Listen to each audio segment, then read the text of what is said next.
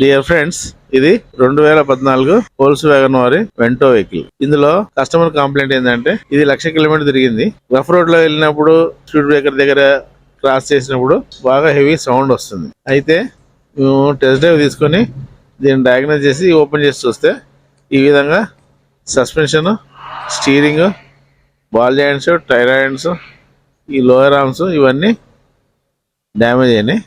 దీని service limit దాటింది. అందుకోసం ఇవన్నీ మళ్ళీ ఇప్పుడు మార్చి కొత్త వేసుకోవాలి.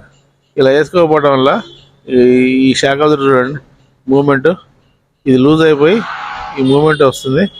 ఈ పైన కూడా మీరు క్లియర్గా చూడవచ్చు, ఇది ఎక్సెసివ్ ప్లే. ఇది హై స్పీడ్ పోతున్నప్పుడు మీకు వెహికల్ స్టెబిలిటీ ఉండదు, ప్లస్ టైర్లు కూడా అబ్నార్మల్గా వేర్ అవుతాయి.